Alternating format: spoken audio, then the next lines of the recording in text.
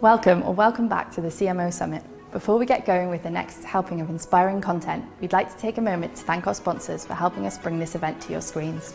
And don't forget, you can access even more content from articles and interviews to our podcast series at cmoalliance.io. Enjoy the next session.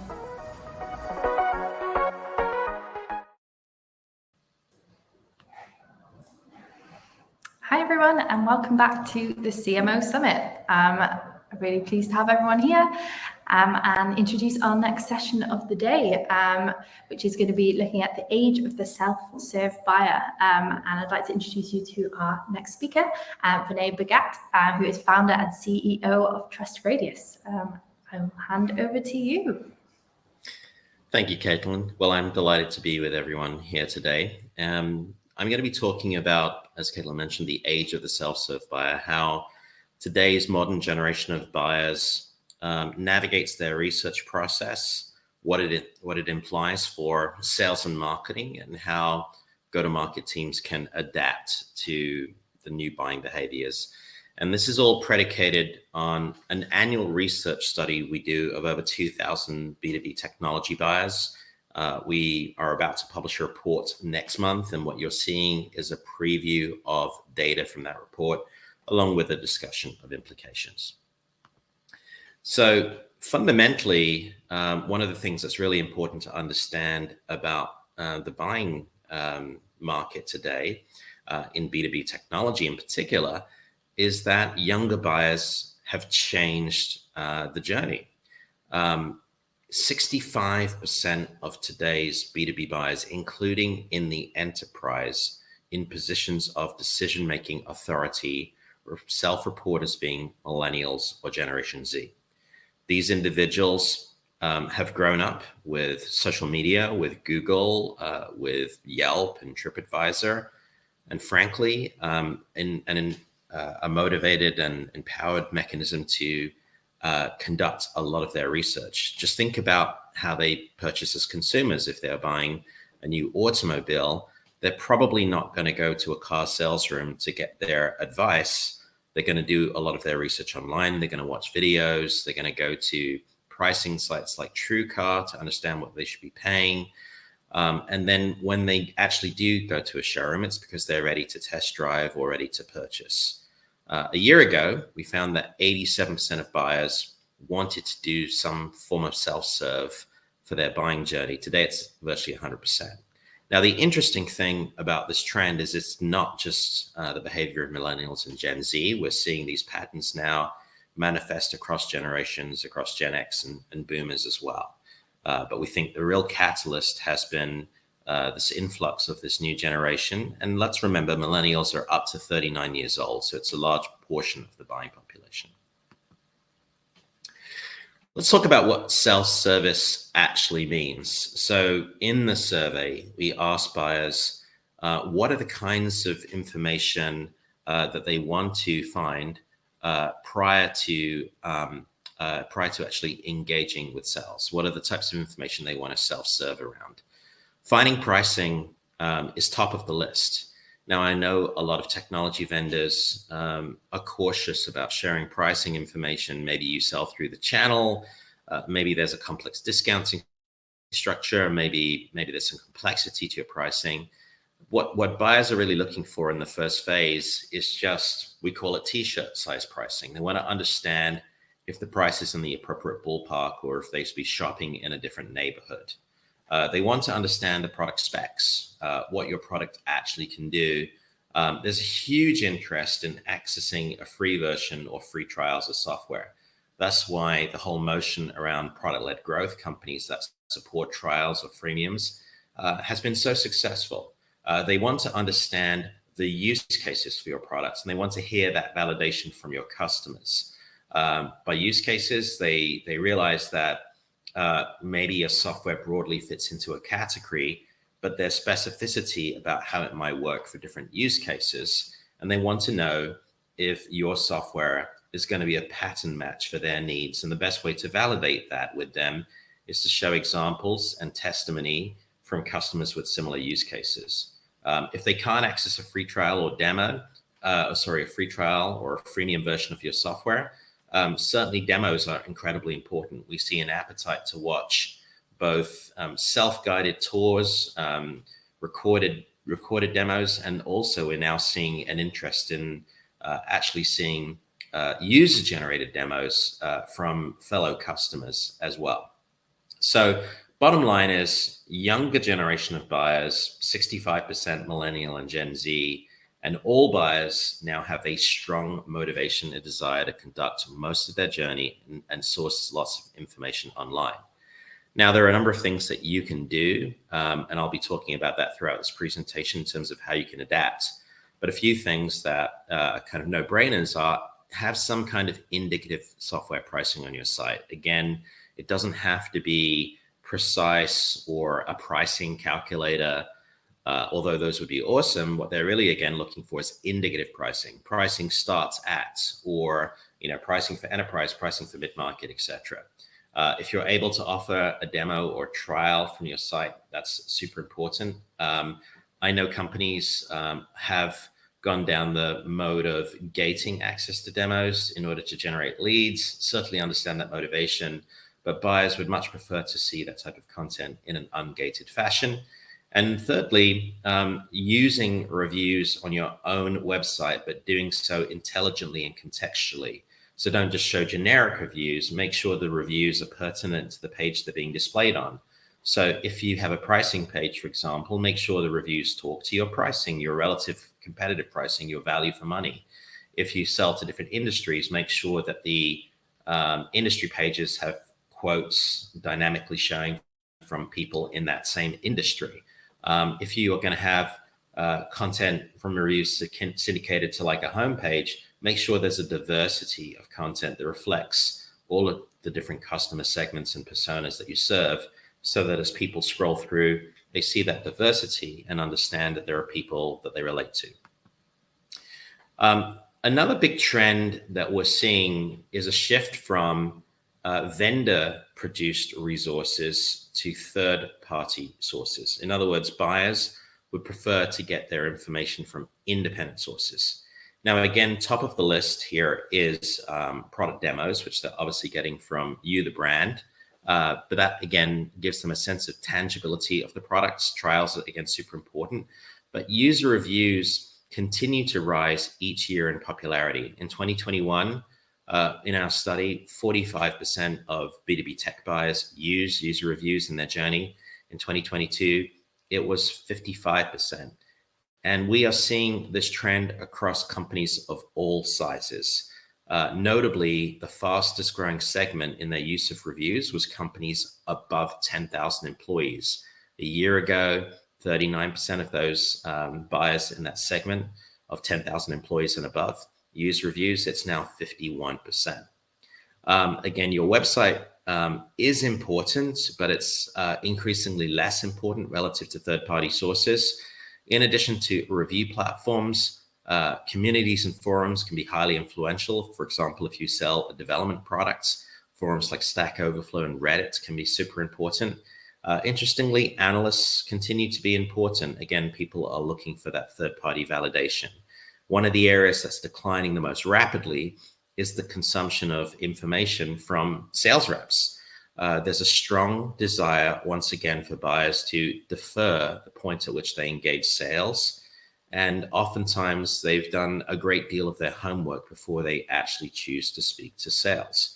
Now, sales is not dead yet, but sales does need to reinvent itself to be more relevant based upon how the buyers are conducting their research. 5 years, for 5 years consistently from 2016 to 2021, as we've done this study, the top 5 sources of information used were product demos, the vendor's website, user reviews, vendor reps, and free trials accounts in order. In 2022, the deck got reshuffled. Demos remain number 1. Free trials jumped from number 5 to number 2. I think, again, commensurate with the product-led growth movement and a desire, again, to touch and feel the products. User reviews stayed in number 3, but again, we saw an escalation in usage across company sizes. the vendor website, your site dropped in relevancy as a source or a critical source from number 2 to 4, and communities rose to number 5, and notably missing from the top 5 resources was vendor reps. Again, we're seeing to a good degree a disintermediation of the role of sales reps in the buyer's journey. And there is some variance by purchase price and by generation. So, for example, purchases above $100,000, reps were used in 2021 over 50% of the time. In 2022, it dropped into the 40s, so it's still material. But as you can see, the cheaper the purchase, the less relevant reps are in terms of a source of influence. But for each of those segments of spend, the usage of reps continues to be on a year-to-year decline. We also see some variance with generations. Unsurprisingly, younger generations use sales reps materially less than older generations. And again, some of those generations, you see a pretty rapid rate of decline in their use and reliance of sales reps for information in their journey. We see the same pattern across company sizes.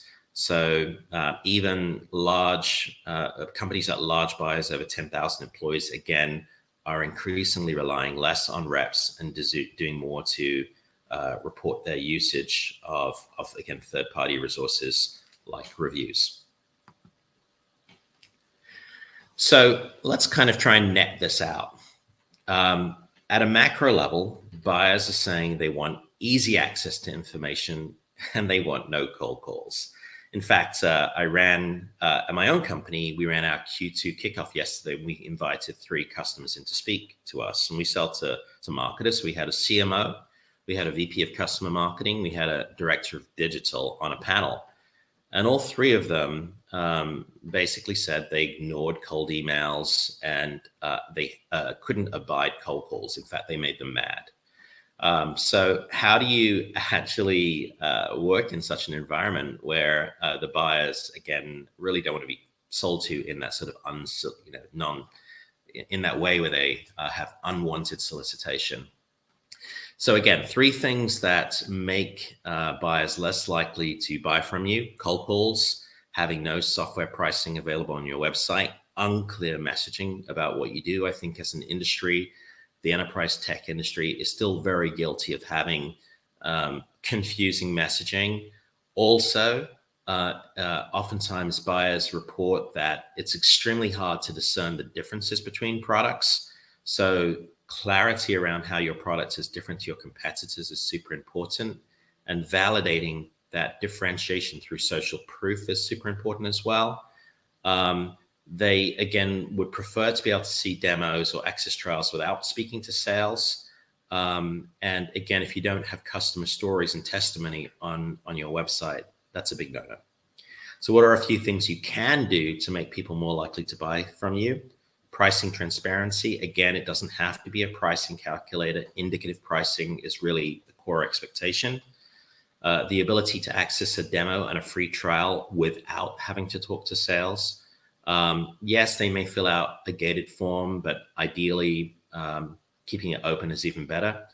And showing customer reviews on your website. Again, people are spending time on your site. It may be declining relative to third-party forums, but the time they spent on your site is super important. You're probably spending a lot of effort in organic search to get people to your site. You're probably spending a material amount of money on paid media to drive them to your site. So to optimize conversion, you need to really instill that confidence and trust in them. And the best way to do that is to show that tailored customer evidence in the form of snippets from reviews or customer stories. So those are a few of the main ways that you can adapt to make yourself more in line with how the modern buyer wants to buy. And let's talk about current marketing strategies and how they may not be aligned to today's buyer. Paid search remains a successful strategy, but frankly, it's getting more and more expensive to actually get results purely with paid search. Events are returning to fashion, but with the pandemic, I think obviously we've been without physical events for some period of time. There's still a good branding opportunity and cultivation opportunity, but again, are expensive from a pure demand perspective. Ad spend, whether it's social advertising or display, if you're marketing to your entire ICP, depending on the size of your market, that can get immensely expensive. And so finding ways to be able to target your ads or increase the conversion on your ads is super important. And again, while sales engagement tools have made it super easy to automate cold sales outreach, what buyers are saying is like blasting them with impersonal messages that are not reflective of where they are in their journey or specifically what they care about is increasingly less effective and frankly alienates them. So the bottom line is, as marketers, we've got to figure out how to adapt and tune our processes to be more effective with today's buyer. We believe that there are three core strategies. First and foremost, you need to make sure that you are discoverable in the modes and venues that buyers are doing their research. Buyers report to us that once they have identified a need for technology, the first thing that they do is to actually consult a review platform. Another thing that they might do is do a Google search. Another thing they might do is go to a trusted community. So it's essential to be present and be significant in the primary review platforms that those prospective customers visit. It's important to be present and have to be vocal, whether that's directly yourself or through empowering customer advocates in the communities that people trust and use. And it's important to have a strong in-house organic search strategy. The second thing that's essential is to harness the voice of the customer in your own digital marketing and communications. Again, buyers trust their peers more than they trust you, and therefore infusing the voice of the customer into landing pages, into ads, onto your main website, into your sales communications will both serve to create trust with the buyers, improve conversion. It helps with SEO, as I'll share in a second. And it also helps differentiate you if your competition is not effectively harnessing the voice of the customer. And last but certainly not least, one of the most powerful strategies at your disposal today is to use buyer intent signals in order to focus your advertising on companies that actually have purchasing propensity. So instead of marketing to your entire ICP, you can narrow to just the companies that actually have a signal of intent and therefore see an increase in conversion. The digital marketer who was on our customer panel yesterday said that they see between a 40 and a 75% higher conversion rate on ads that are driven by our buyer intent data versus generalized ads to the ICP. That particular company spends $1 million a month on advertising, so you can do the math. If you're driving 40 to 75% higher conversion on your ads, that's a huge ROI to use that strategy. So let's talk about what it means to build a strategic presence on third-party forums. There are a number of review platforms. You've got to pick, I'd say, the 2 to 3 that makes most sense for your audience. Don't be fooled by kind of vanity metrics in marketing. Understand which forums are relevant for your community. Understand how much traffic they have in your specific category. It's relevant. It's irrelevant if they have large traffic volumes in other categories. What matters is what's the audience in your category. Assess whether they attract the customer segments that you desire. Are you an SMB company, or are you a mid-market enterprise company, or are you a mixture of the two? And then also whether they influence actual decision makers or pure end users. Speaking for Trust Radius, we find that 54% of our audience are from mid-market and enterprise companies, and 75% of our audience are decision makers. You should work with more than one review platform. Again, speaking for ourselves, we overlap no more than 20% with other review platforms. So 10% of our audience also visits Gartner Peer Insights, 20% of our audience visits G2. Those are the two platforms that we see, aside from ourselves, that most brands tend to evaluate. Increase in organic traffic. Again, it's not just about being present on third-party sites. As a brand, it's essential that you think seriously about how to optimize your own organic search strategy. One of the simple mechanisms that we have found is that by syndicating dynamic review content to your own website, you can drive more traffic. And it works because of three things. One, the content in reviews is very keyword rich. And when you build a carousel, like in this example that IBM has deployed on one of their pages for their flash systems products, that content is all crawled by search engines and helps them rank for more keywords.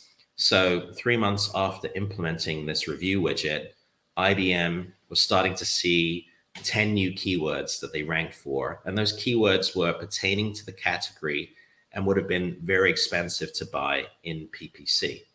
Number two, we find that the inclusion of such a widget increases engagement on the page. Buyers will scroll deeper on the page. They'll spend more time on the page.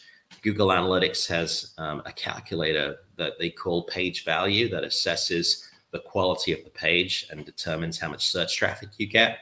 On average, IBM has seen about a 20 to 30% lift in page value by having these widgets deployed on their site. And so what that's netted out to them is about 15% more traffic, or saving about $100,000 a year on this one page in terms of cost per click. When you multiply that across all of the pages that you could deploy such a widget and tailor it to the content of the page, it can be a very, very large economic value. We've also found that it's possible to change the markup in your search engine results in order to display your count of reviews and your star rating. In other words, to create social proof. And we found that brands who have search engine results that display that social proof see higher click-through rates and rise in search rankings as a result.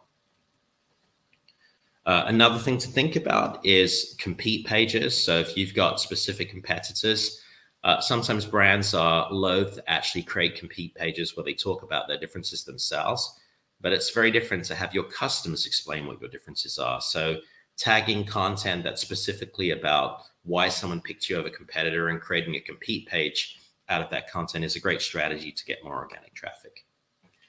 Improving conversion. So the same syndicated reviews, when used contextually on landing pages, can improve conversion. An example on the left for a request a demo page, this recruiting platform saw a 50% lift in conversion. On the right-hand side, this company Veeam that's offering free trials saw a 70% lift in conversion by incorporating social proof like badges, but also quotes on the page as well. Let's turn to the last topic, intent data. So there are different forms of intent data.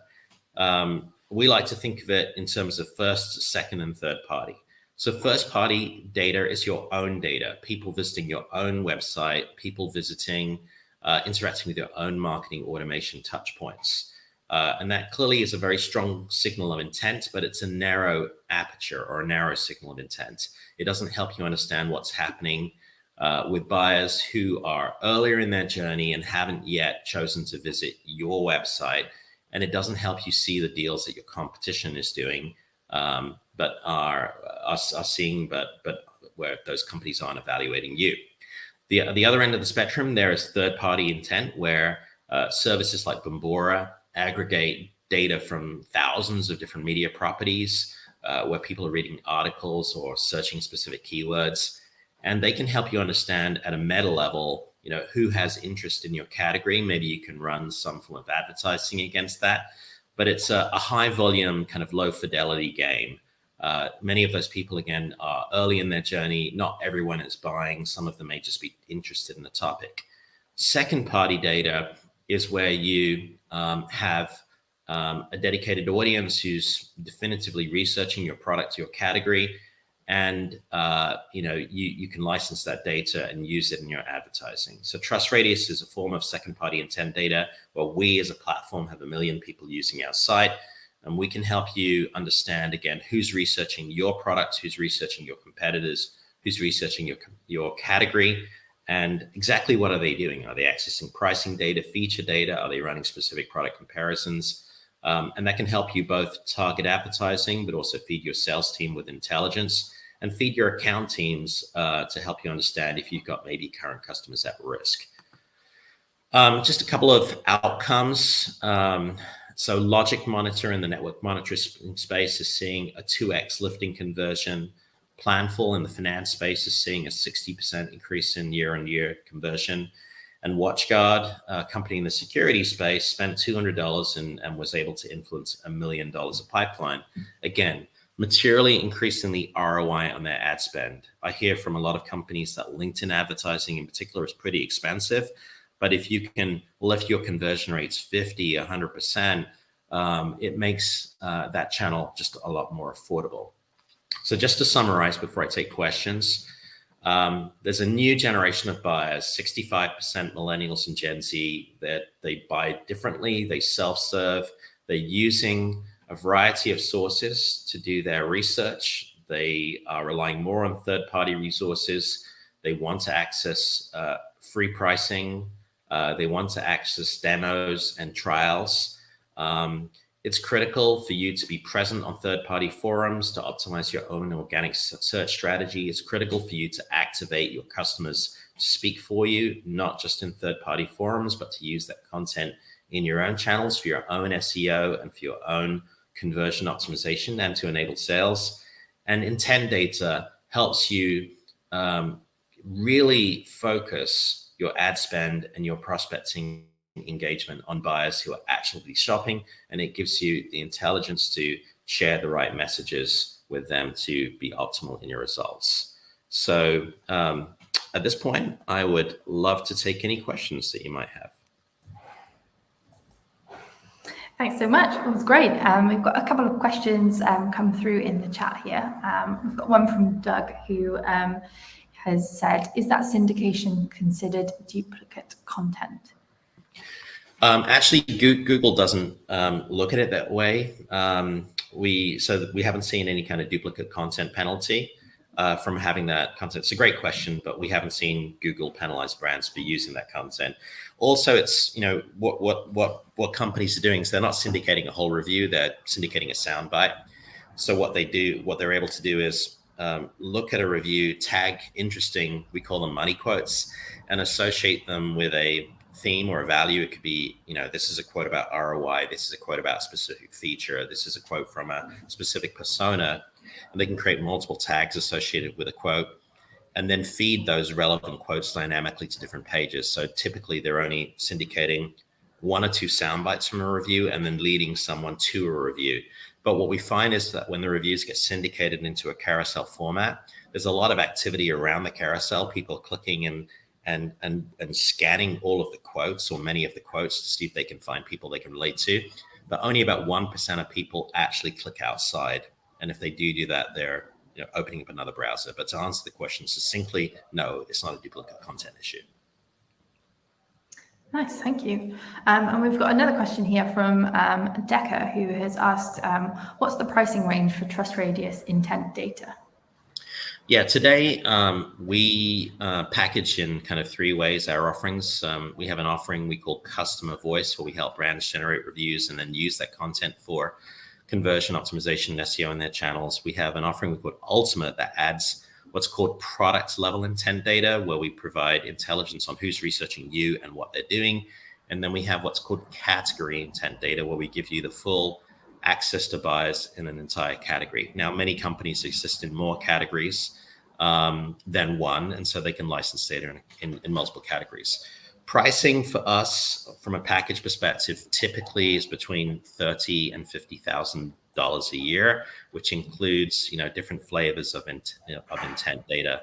But we'd have to understand how many categories you're trying to get data for to give you a more precise estimate of what the offering might cost. Great. If there's any other questions people want to drop in, we've got 1 minute left. We can answer one more. But if not, we've got, some nice comments there in the chat. One from David said, "This is great, fantastic presentation, and Doug, super helpful. Thank you."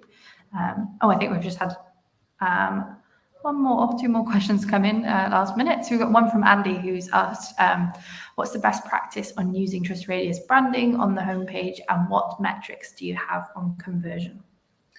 Yeah, so there are kind of two forms of potential content from Trust Radius that companies that work with us can use. One is the actual syndicated reviews, and I recommend if you're going to put content on your homepage, you put, again, a variety of content that reflects all the personas and segments that you wish to sell to. We work with actually a UK-based company called Matillion that chose that while they sell to different segments, they're trying to orient around the enterprise and be known as an enterprise solution. So they've chosen to focus on their enterprise customer sound bites.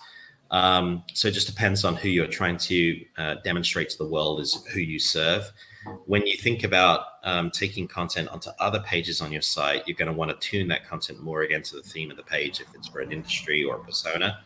In terms of conversion, when the content is used on landing pages, we see it typically a 30% lifting conversion. It does vary according to placement on the page, the mix of the traffic between organic and paid.